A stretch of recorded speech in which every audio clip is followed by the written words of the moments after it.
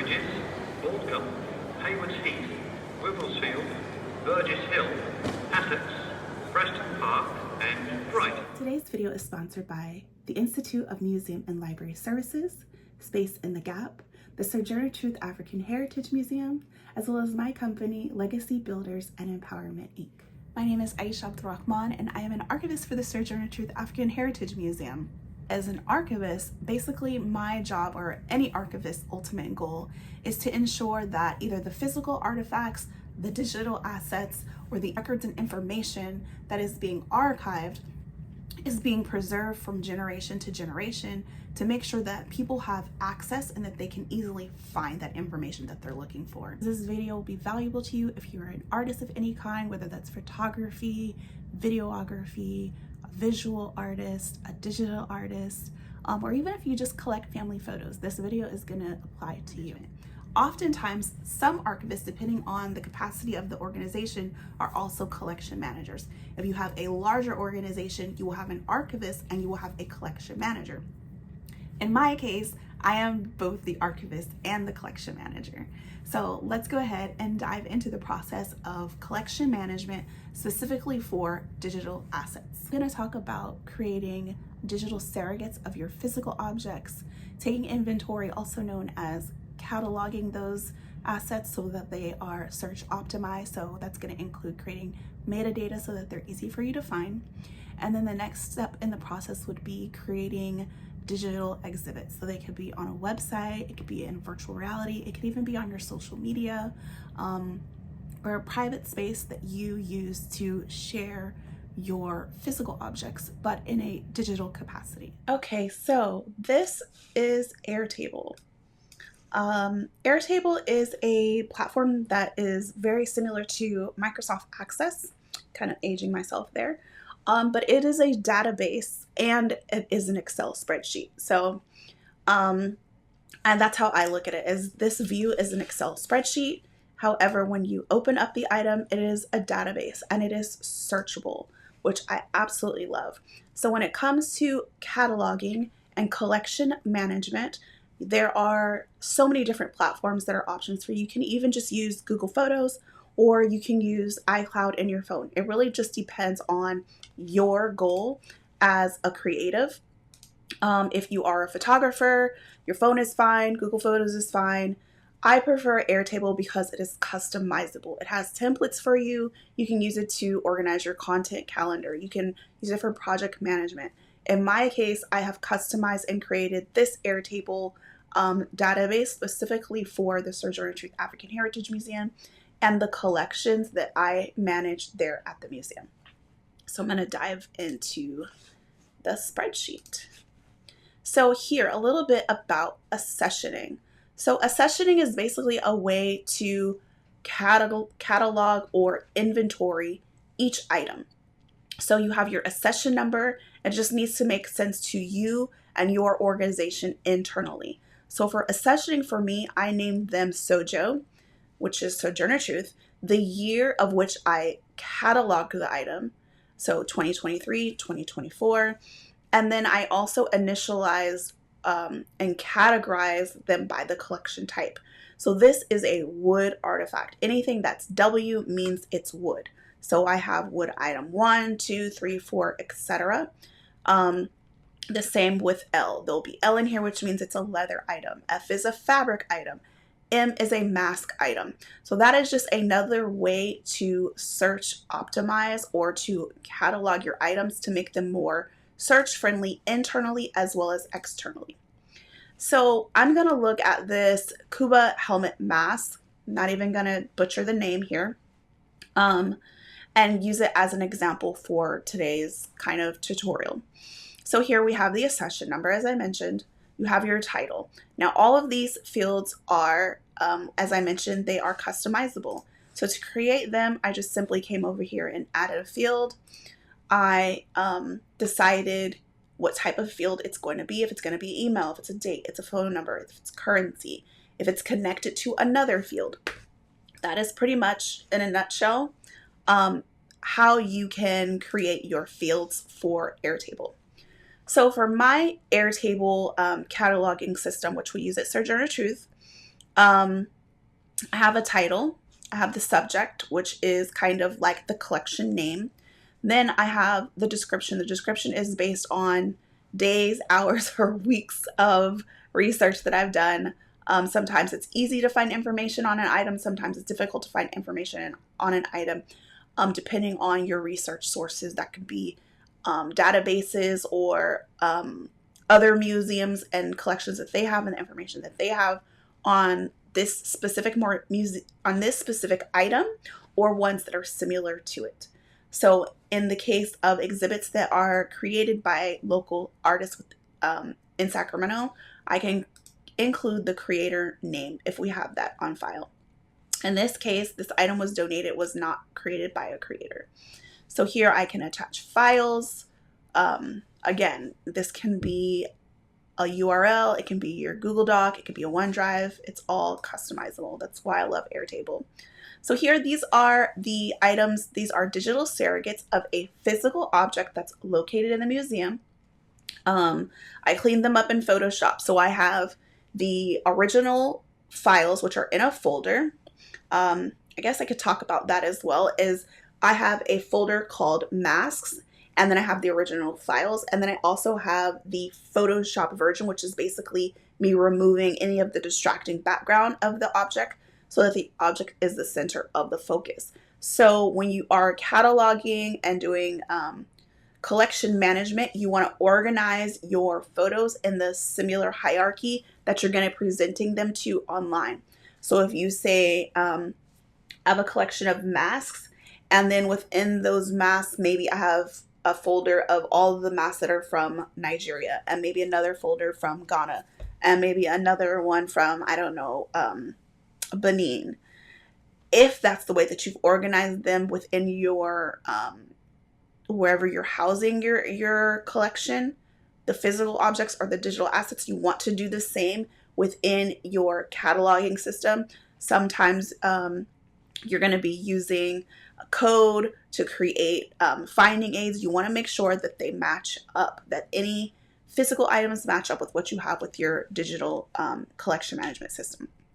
So here we also have the source of our objects, if you're aware of it, if you know it, the publisher, the contributor, rights access. So if you are a content creator and you've created video, or you have UGC content, or you are an artist, you're a photographer or a graphic designer, or you're a muralist, you want to ensure that you include in your rights and access who has rights to use your information or your object or your artwork.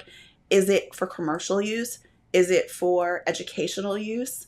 And in this case, I have a field here where I can leave comments. So these comments, again, they can be internal for myself only, my team only, or they can be for collaboration. So I can say that whoever has access to this is only for a certain amount of time here. So if you're a content creator, you can put that here. You can customize your field, or you can put it here in the comments. Maybe you have a video that you created for TikTok, and you're saying this is only available for in-feed posts for 3 months for whoever uses it. And maybe at this feed, they can use it for ads, for paid ads. So that's an example of rights access. So specifically for museums, it is for educational use only. People cannot use these photographs. They cannot use our content. They cannot use our information for commercial use. It is for educational use only. So I make sure that that is on every item that we have at Sojourner Truth, unless I've been told otherwise. The item type, it can be a still image. So for digital assets, in my case, these are all seminal images unless they are 3D images that I've created with a LiDAR camera. That way I'm able to distinguish photographs or graphics or 3D images. So you can also use your file format here. So that can be a JPEG, a GIF, a PNG file, meaning it's transparent. You can include that information here as well. Just another level of metadata. All of this information is then attached to this item to make it searchable. So if I'm looking for anything that's a mask, anything that's a JPEG, anything that has to do with educational use. All of this metadata is attached to that item, making it search optimized.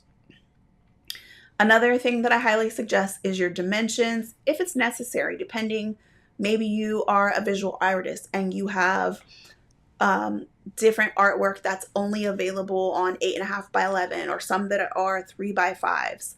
You want to get the dimensions. So in the case of Sojourner Truth, for some of these items, I have measured them.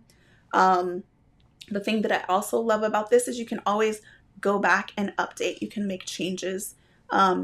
This is always a work in progress as an archivist or collection manager. So getting information, as we find information, the system will be updated. Getting the dimensions of every artifact that we have is definitely a goal for measuring. We have some that are on the wall. I didn't want to take them down from the wall to measure them. There are ways that I can go in and measure them, but some of the objects we have moved them from one place to a different station so that I can photograph them and measure them. You can also include your file size of your digital assets if that's necessary. You want to include the materials, what your object is made out of, especially if you are maybe a mixed media artist or you are an artist and you want to distinguish if it's watercolor, if it's acrylic. You can also include techniques such as if you're a photographer, the ISO of that was set on your camera, the f-stop that was on your camera. In the case of museums and archives, often includes different languages. If you're cataloging books at a library, you want to include the information in terms of the language that is associated with that object. So for example, at Sojourner Truth, we have a wood I don't know what to call it, like a wood artifact that has Arabic writing on there. There are verses of the Quran. So I would want to put classical Fusha Arabic because I know there's different types of Arabic. So for something else, it might be a Berber or a Northern Arabic, or maybe it's a modern standard Arabic. Depending on the object, you want to be as detailed and as specific as possible. Then there's also the cultural significance. As I mentioned earlier in the video, the purpose of an archivist's job is to make sure that people have access to information and that information is preserved through time. A collection manager's job, however, is to make sure that the information that is necessarily to give access to the archivist who's going to share the information, they want to make sure that the collection has the information that it's need, that it's updated with all of the information, and that it's preserved in that way. There are also conservationists. So if you see here, I have a field. Where is it? Where I talk about the condition. Is this in good condition? Does it need to be repaired? Is there any type of breaks in there? So we have conservationists that also work with museums. They work with archivists and they work with catalogers to help repair. So if it needs to be wood, there's wood conservationists, there's people who repair paper, there's people who specialize in different types of conservation of your object.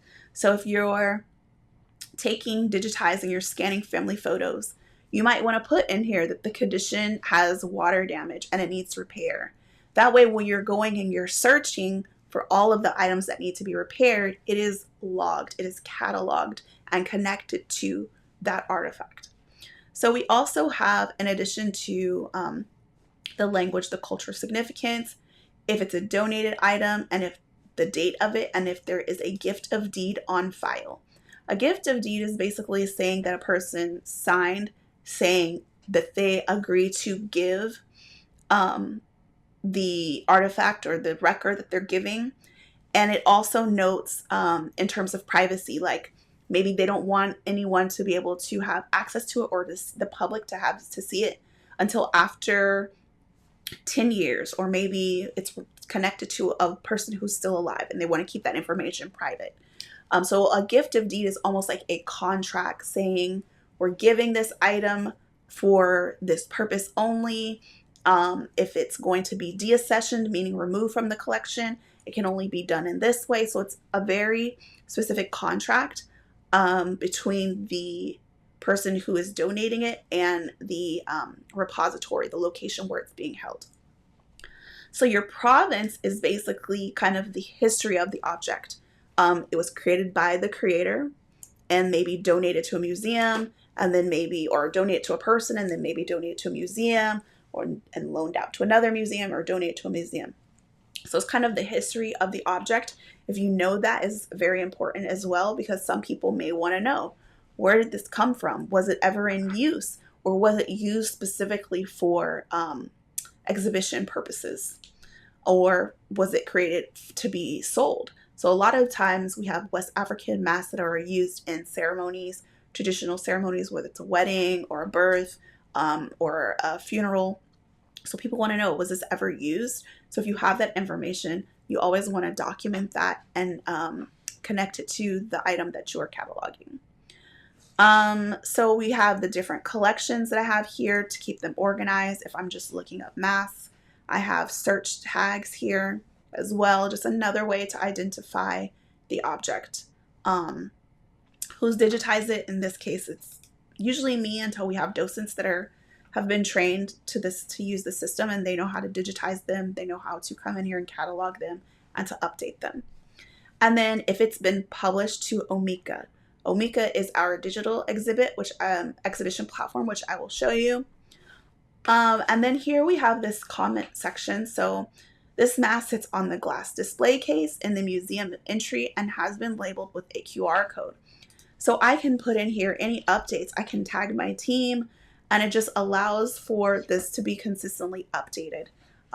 This item has a non-working QR code that needs to be fixed. So you can put updated information, and what I like is it keeps track of when that information was put in there, how long ago. So this is pretty much the view that I look at it in, is in the spreadsheet view, but you can also look at it in a gallery view where it focuses in on the objects themselves. So this is another view, another way that you can look at it. And like I said, this is totally customizable. This is just how I look at it. I tend to look at it in the grid view. There's the gallery view. There's also the collection view, which means these are all of the masks. These are all of the sculpture items, and these are some baskets that I have started to catalog as well. So I'm going to jump into Omeka. So in Omeka, this is basically our digital exhibition of some of the items that are Sojourner Truth. So if you go to Sojo Arts, you are at the Sojourner Truth, if you're physically at the museum. So just recently, if you are physically at the museum, some of the artifacts have QR codes. So you can go and open your cameras if you're going to take a picture, and you can scan the QR code, which then will open in Omeka to that specific object. So if you are like, hey, where did this come from? What's the history of the object? Either a docent can share as they're giving you a tour, or you can do it as a patron on your own. You can scan the QR code. It will link to Omeka. Some of the QR codes link to videos. Some of the QR codes link to books. But in terms of the masks, you can scan those QR codes.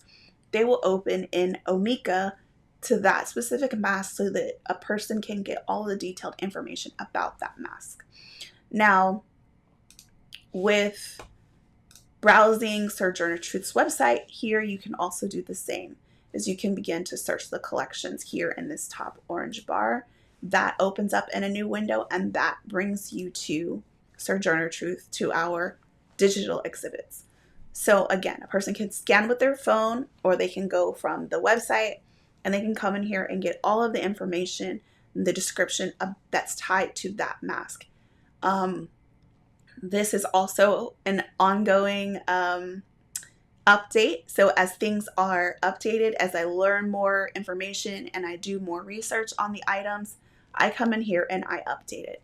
It is also set to be search optimized. So like, again, everything is about ensuring that people have access, that they get the information that they need. So I can come in here and I can say, oh, I want to see all of the masks that are here. And of course, it's going to bring up all of the masks. I believe we have about 15 to 20 masks. I can search for a specific type of culture or location. I spelled that wrong. I can search Congo and say, oh, bring up anything that's related to the Congo. Oh, wow, we've got a lot of them. So I've basically set the system up so that it's search optimized. If you want to know the title, if you're looking it up by subject, or if you're looking it up by the language, all of this different information is for optimization to make it easier for people to search. So you can search by the collection, you can search by the type of item, whether it has a lesson plan associated, whether if it's public, if it's non-public, the exhibit that is tied to, if it's been featured here on our website or not. So this search is very, very detailed. And it's just another way to make sure that people have access to the information and that it's as easy as possible for them to find what they're looking for. So kind of in an essence, that is the work of an archivist. What a traditional archivist does is they are in charge of ensuring that people have access to information and that it is preserved from generation to generation over time. Where a collection manager, in my case I do both, is a person who is in charge of the collection. They manage the collection. They make sure that the collection is in good condition, that they are cataloging all of the information so that the archivist then has that information to make sure that it's preserved. And then, as I mentioned, you also have a conservator. So these are some of the different careers that are related to archivists. So for you as a creative, if you are an artist, if you're a visual artist or digital artist, you want to make sure that you yourself are archiving, that you are cataloging and managing, and that you are also making sure that your items are conserved, that they're in the best condition possible. And then you can also make them available on a website or on social media or your blog to manage your content. So in a sense, we're all archivists. We are community archivists. We are citizen archivists to our own works, to our own creations, especially with social media. Everyone's taking photos. So you want to make sure that your photos are preserved and that they're easy to find. So that's pretty much in a nutshell what I do as an archivist.